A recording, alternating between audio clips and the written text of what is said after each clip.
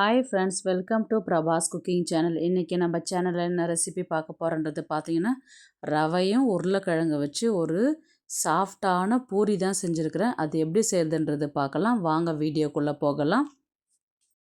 First ஒரு பாத்திரத்தில் பார்த்தீங்கன்னா ஒரு கப்பு அளவுக்கு ரவை எடுத்துக்கலாம்.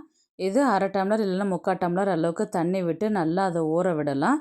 இப்போ நல்லா அது தண்ணியில் அந்த ரவையை நல்லா கலந்து விட்டுக்கோங்க.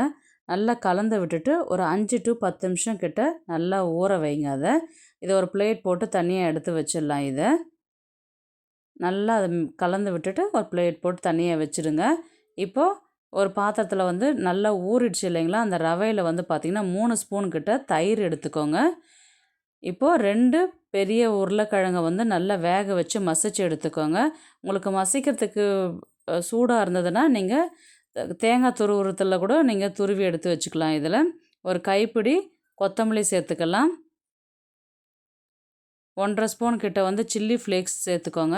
சில்லி ஃப்ளேக்ஸ் இல்லைன்னா நம்ம வீட்டில் இருக்கிற காஞ்ச மிளகாவை கொஞ்சம் சூடு பண்ணிவிட்டு மிக்சியில் போட்டு அரைச்சிட்டு அப்படி கூட சேர்த்துக்கலாம். நீங்கள் 1/4 டீஸ்பூன் சால்ட்டு சேர்த்துக்கோங்க. இது மாவு நம்ம பிணையும் போது சால்ட்டு பார்த்துட்டு மறுபடியும் சேர்த்துக்கோங்க.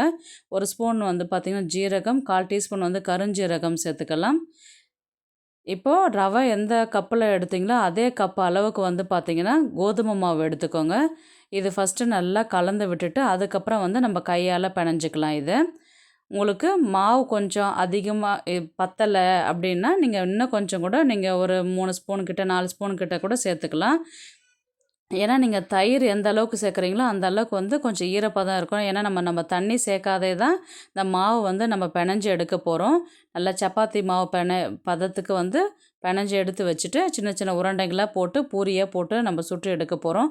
மார்னிங் பிரேக்ஃபாஸ்ட்டு சூப்பராகவே இந்த மாதிரி செஞ்சு கொடுங்க. நம்ம ரெகுலராக செய்கிறத விட இந்த மாதிரி செஞ்சு கொடுக்கும்போது ரொம்பவே சூப்பராக இருக்கும். இந்த பூரிக்கு பார்த்தீங்கன்னாக்கா குருமா குழம்பு பட்டாணி போட்டது ரொம்பவே சூப்பராக இருக்கும்.